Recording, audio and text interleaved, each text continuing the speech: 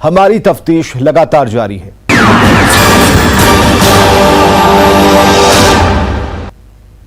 चौबीस नवंबर को गोपालगंज जिले के उचका गांव थाने की पुलिस पंचायत चुनाव में ड्यूटी बजा रही थी और अरना बाजार में बदमाश दिन दहाड़े जेवर कारोबारियों को लूट रहे थे। पुलिस जब चुनाव संपन्न कराकर लौटी तो सभी के पसीने छूटने लगे। रिपोर्ट देखिए। गोपालगंज में लुटेरों की चांदी, दिन दहाड़े जेवर और कैश की लूट। लूट के बाद खौफ में कारोबारी।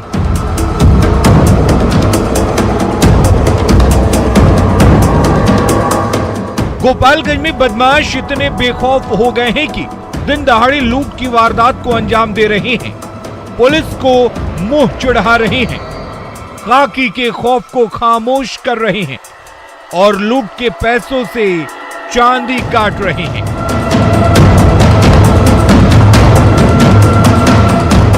बाद में मौके पर पहुंची पुलिस अपनी नाकामी छिपाने के लिए सीसीटीवी कैमरा खंगालने लगती है, लेकिन अफसोस कि उसके बाद भी पुलिस लुटेरों को पकड़ने में नाकाम साबित होती है, जिसकी तस्दीक लूट के दौरान दुकान में लगे सीसीटीवी में कैद ये तस्वीरें कर रही हैं, जिसे दिन के उजाले में लुटेरों ने अंजाम दिया था।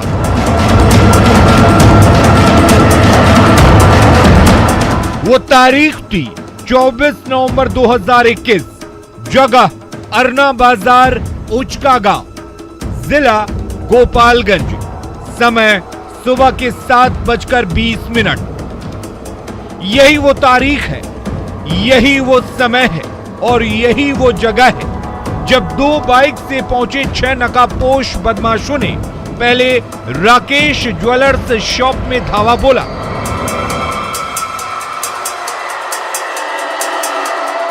उस वक्त दुकान का शटर अभी खुला ही नहीं था। इतने में जय माता दी का कोड बोलते हुए दुकान में घुसे बदमाशों ने दुकानदार प्रहलाद प्रसाद और उनके बेटे राकेश प्रसाद को गन पॉइंट पर ले लिया। बंदूक देखते ही दोनों के पसीने छूटने लगे। बिना कोई विरोध किए दोनों ने पूरी दुकान बदमाशों को सौंप दी, जिसके बाद बदमाश एक एक कर सारे गहने बैग में भरते गए।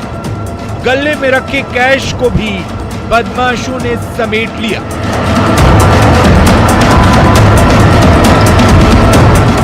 जिसमें 11 किलो चांदी और 40,000 कैश रखा था। इसके बाद जब बदमाशों को कुछ नहीं मिला तो बदमाश हवाई फायरिंग करते हुए वहां से 9-2-11 हो गए, जिसके बाद अरना बाजार में दुकानों का शटर धड़ाधड़ गिरने लगा। कारोबारी खौफ में आ गए। दोनों बापे बेटा बैठे थे दुकान में, वो लोग आए जब ऐसे तो लड़का हमारा कहता है जय माता जी, जब रिवॉल्वर निकाल कर पड़े तो कहता है कि जय माता जी। ओकरा बाद से जब ऐसे कहता है लेकिन निकाल सामान, निकाल जल्दी निकाल निकाल निकाल निकाल निकाल सामान निकाल। सामान जब ऐसे जैसे पाला खोला गया सब सामान ले लो निकाल लिए। ओकरा बाद जो ऐसे हमके जो ऐसे खड़ा भवित है तो उठाई दी वे लोग निकाल के लगे लोग फायरिंग करे।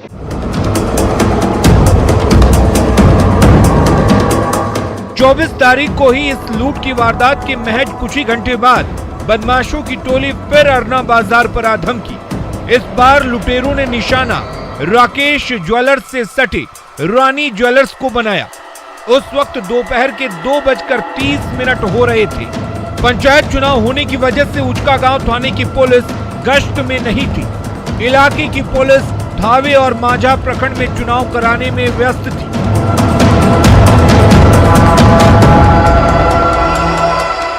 इसी का फायदा उठाते हुए अपराधियों ने लूट की दूसरी वारदात को अंजाम दिया। इस बार 2 बाइक पर 6 अपराधी सवार होकर आए थे। बाइक से उतरे ही हथियार बंद बदमाशों ने रानी ज्वेलर्स पर धावा बोल दिया। दुकान के अंदर बैठे मुकुल सोनी के सीने पर पिस्टल तान दी। उसके बाद बदमाश दुकान से 100 ग्राम सोना, करीब 5 किलो चांदी और 20,000 कैश लेकर हथियार लहराते हुए चलते बने। 6 बदमाश सन हम 2:30 बजे के करीब में हमारा छाती पर बंदूक गिरा के सब सामान हमारा लूट के लेके चल गए वो सब। लगभग कितना के सामान गिर गया? लगभग 100 ग्राम सोना, 4-5 किलो चांदी।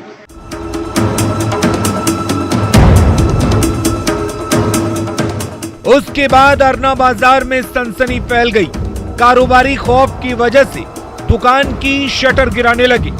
गोपालगंज के अरना बाजार में दिन दहाड़े हुई 50 लाख की लूटपाट ने गोपालगंज से लेकर पटना तक कोहराम मचा दिया है। नाराज व्यवसायी डकैतों को पकड़ने की मांग कर रहे हैं तो गोपालगंज पुलिस सीसीटीवी तस्वीरों के जरिए लुटेरों की पहचान में जुटी हुई है।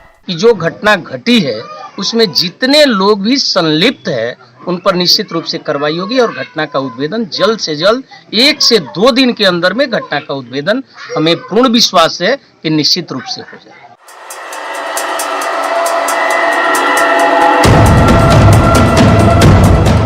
लूट की 2 बड़ी वारदातों के बाद पुलिस सीसीटीवी फुटेज के आधार पर 4 संदिग्धों को हिरासत में लेकर पूछताछ कर रही है और कारोबारियों को 48 घंटे के भीतर अपराधियों की गिरफ्तारी का भरोसा दिला रही है।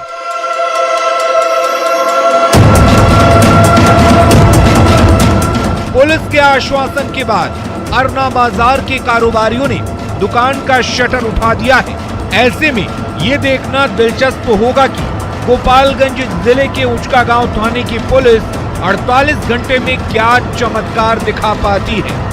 Bureau report, news 18।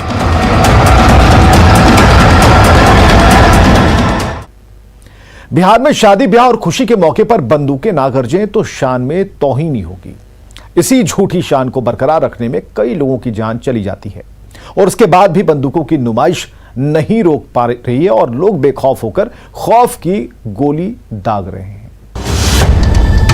बिहार में बैंड बाजा और बंदूक, दिखावे की खुशी, मौत को दावत, पलक झपकते जश्न में मातम के पल।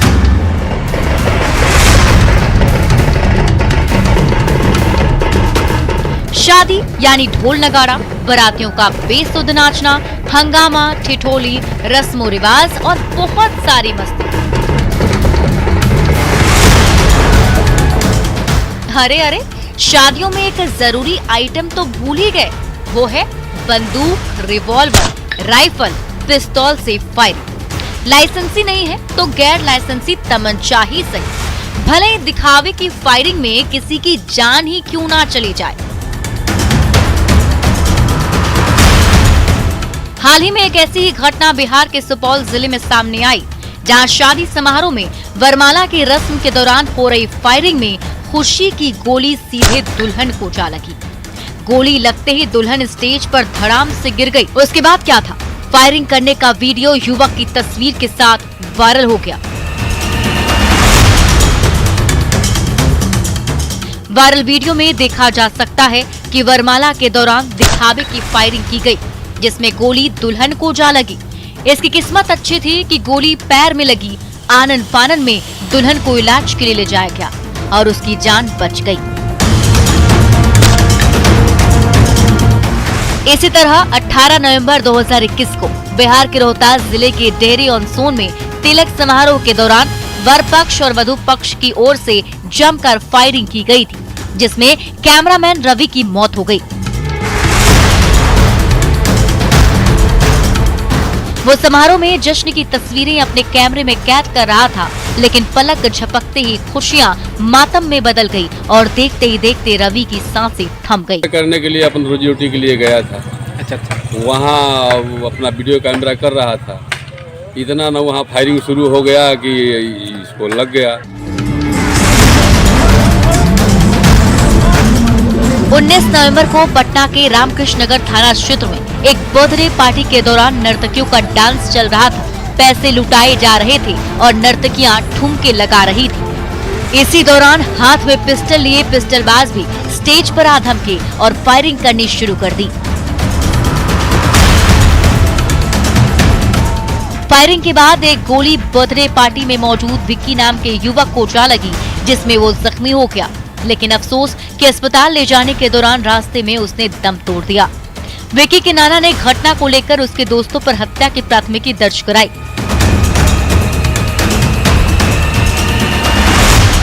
पिछले एक सप्ताह के दौरान पटना समेत आरा, मधेपुरा और वैशाली में दिखावे की फायरिंग में 4 लोगों की जान जा चुकी है, जबकि जनवरी 2021 से लेकर अब तक 16 लोगों की फायरिंग में मौत हुई है। फायरिंग में सबसे ज्यादा 7 लोगों की मौत भोजपुर जिले में हुई है, जबकि सासाराम में 3 की जान गई। वहीं मधेपुरा में 2 लोगों ने जान गंवाई है, जबकि वैशाली में 1 और पटना में 3 की मौत हुई। इन घटनाओं पर पुलिस मुख्यालय ने सख्ती दिखाई और हथियारों को जब्त करने का निर्देश भी दिया है। तो ये बहुत चिंताजनक है और हम लोग इस पर निगरानी रखे हुए हैं और ऐसे लोगों के आर्म्स दुरुपयोग के जो मामले हैं उन पर अलग से हम लोग कार्रवाई कर रहे हैं। काम तो दर्ज हो ही रहा है, उनके आर्म्स को भी सीज करना, उसको जब्त करना और आगे उनको लाइसेंस कभी भी न मिले, इसके लिए भी हम लोग पुख्ता इंतजाम कर रहे हैं।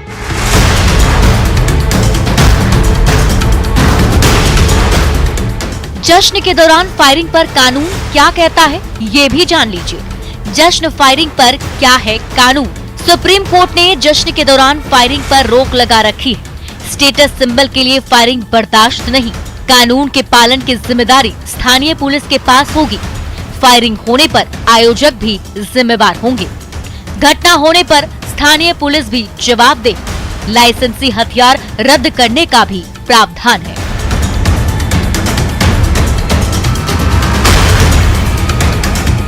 कानून सिर्फ आत्मरक्षा के लिए लाइसेंसी हथियार चलाने की अनुमति देता है। दिखावे के लिए फायरिंग करना तो पूरी तरह गैर कानूनी है, लेकिन लोग हैं कि अपनी झूठी शान में हथियारों की नुमाइश कर लोगों की जान से खिलवाड़ कर रहे हैं। चिंताजनक है। हाईकोर्ट ने भी 2-2.5 माह पहले चीफ जस्टिस साहब की बेंच ने एक आदेश जारी किया था जिसमें एमिकस क्यूरी की बहाली हुई थी और ये रिपोर्ट मांगा गया था और सरकार को डायरेक्शन दिया गया था कि कहां-कहां हर्ष फायरिंग हो रही है और क्यों हो रही है, इस पे रोक लगाए।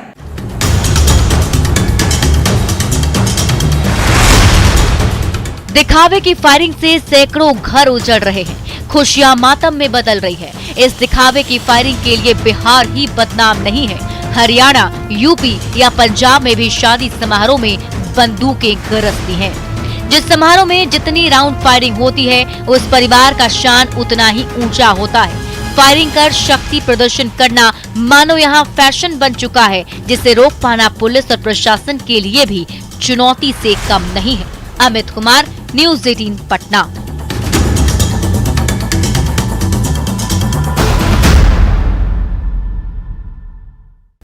वक्त तो चला है एक ब्रेक का, जल्द हाजिर होते हैं।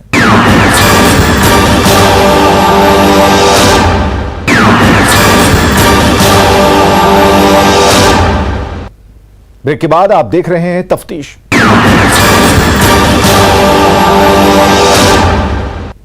छपरा में एक स्वर्ण व्यवसायी की निर्मम तरीके से हत्या कर दी गई। आरोपियों ने चाकू से 40 बार वार किया है। इससे आप अंदाजा लगा सकते हैं कि मौत का वो मंजर कितना खौफनाक होगा। चाकू से 40 वार, अरुण का बेरहमी से कत्ल। लाश मिलते ही फैली सनसनी। पोस्टमार्टम हाउस में मौत की नींद सो रहा शख्स, बाहर इकट्ठा लोगों की भीड़, रोते बिलखते परिजन उस खौफनाक वारदात की तस्दीक कर रही है जिसे सुनकर आपका रूह कांप जाएगा। जो शख्स पोस्टमार्टम हाउस में मौत की आगोश में सोया हुआ है, उस पर अपराधियों ने 1-2 बार नहीं 40 बार चाकू से वार किया है, जिससे आप अंदाजा लगा सकते हैं कि मौत का वो मंजर कितना खौफनाक होगा, युवक कितना तड़पा होगा। दिल को दहला देने वाली ये वारदात छपरा के भेल्दी के जाफरपुर से सामने आई है, जिसके बाद हड़कंप मचा हुआ है। पूरा उनके सर पे 40-45 बार कट करके किया हुआ था, गर्दन पे, केहूनी पे, बाह पे। इतना निर्मम तरीके से हत्या क्यों कर सकता है? कोई दुश्मनी थी किसी से? दुश्मनी ही होगी किसी से। कोई पता चला था कभी किसी झगड़ा वगड़ा कुछ? झगड़ा तो पता नहीं है, लेकिन एक आदमी वो क्या थाना में पकड़ाया हुआ है, साथ में गया था रात में। तो आप लोग उसका वही साथ में ले जाके घटना कराया? हाँ, वही साथ में ले जाके घटना कराया है। वहाँ से भाग गया अपने घर, बगल में गांव था, वहाँ गांव पे गया नहीं, वो अपने घर जाके फोन करवा रहा है दूसरे आदमी से। सुना आपने, मृतक के शरीर पर जख्म के 40 से 45 निशान हैं, जिसे देखकर हर कोई दंग है और उस खौफनाक मंजर को याद कर सिहर उठता है। इस डरावनी वारदात के बारे में बताया जाता है कि मृतक अरुण शाह, जो पेशे से स्वर्ण व्यवसायी था, वो बुधवार की रात अपने दोस्त आशीष श्रीवास्तव के साथ शादी समारोह में गया हुआ था। समारोह संपन्न होने के बाद वो गुरुवार की सुबह अपने दोस्तों के साथ घर लौट रहा था। इसी बीच रास्ते में अपराधियों ने उसे घेर लिया और चाकू मारकर उसकी निर्मम हत्या कर दी। वारदात के बाद उसका दोस्त आशीष जान बचाकर वहां से भाग निकला, लेकिन घर पहुंचने के 1.5 घंटे बाद उसने परिजनों को वारदात की खबर दी। परिजनों ने फौरन पुलिस को इसकी जानकारी दी। जब मौके वारदात पर पहुंचकर पुलिस ने देखा तो परिजनों के पांव तले जमीन खिसक गई। स्वर्ण व्यवसायी अरुण शाह की लाश पड़ी हुई थी। मौके पर बाइक खड़ी थी, पास में हेलमेट पड़ा हुआ था और जूता भी वही बिखरा पड़ा हुआ था। कल न्योता में गए थे जोगनी परसा, श्री राम सिंह के शादी में था बहु भोज, तो वहाँ से अनिल आशीष श्रीवास्तव हमेशा वो बुलाते थे या साथ में जाते थे। जब फ़ोन करते जब चल जाते थे, साथ में भी वही थे। और फिर बाद में मेरा दोस्त के 9 बज के कुछ मिनट में फ़ोन किया मेरा दोस्त के पास, और वो दोस्त मेरा पास फ़ोन किया कि देख तो जीजा झगड़ा करा था कि जाके देख। तो हम गए थे तो फिर रास्ता में देखे कि गाड़ी और लाश पड़ा हुआ था। जी, अनिल श्रीवास्तव के दामाद आशीष श्रीवास्तव बोल रहा है कि मेरा भी चाकू मारा है कि हम घर पे हैं। 1.5 घंटे के बाद खबर दिया उसे। कौन लोग मारा ये बताया नहीं कुछ? ना, बोल रहा है कि ना नहीं पहचाने ना। उनके सामने ही झगड़ा झुगड़ी हुआ है? जी, बोल रहा है कि मेरे सामने हुआ है। अब सवाल ये है कि शादी समारोह में अरुण के साथ गया उसका दोस्त आशीष श्रीवास्तव ही वारदात का मास्टरमाइंड है। घर लौटने के 1.5 घंटे बाद परिजनों को सूचना क्यों दी? अपराधियों के चंगुल से कैसे भाग निकला? क्या आरोपियों से इसकी मिलीभगत थी? क्या पूरी प्लानिंग के साथ मर्डर किया गया था? इन्हीं सवालों के साथ पुलिस मौके वारदात से बरामद सबूतों के आधार पर मामले की तफ्तीश में जुट गई है। परिजनों के फर्द बयान पर एफआईआर दर्ज कर उस दोस्त को भी हिरासत में लिया गया है, जिसकी भूमिका पर सवाल उठ रहे हैं, क्योंकि आशीष श्रीवास्तव वारदात के वक्त अरुण के साथ था। हालांकि मृतक अरुण शाह का मोबाइल फोन अब भी गायब है। आशीष से पुलिस सख्ती से पूछताछ कर रही है ताकि हत्या के पीछे का सच सामने आ सके और वारदात में शामिल आरोपियों को जल्द गिरफ्तार कर उन्हें सलाखों के पीछे पहुंचाया जा सके। न्यूज़ 18 के लिए छपरा से संतोष गुप्ता की रिपोर्ट।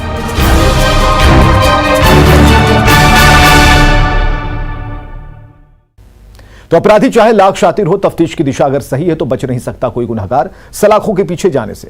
तो पुलिस चाहे सोई हो, मुजरिम चाहे कोई हो, आप बने रहे हमारे साथ, क्योंकि हर जुर्म के खिलाफ हमारी तफ्तीश लगातार जारी है।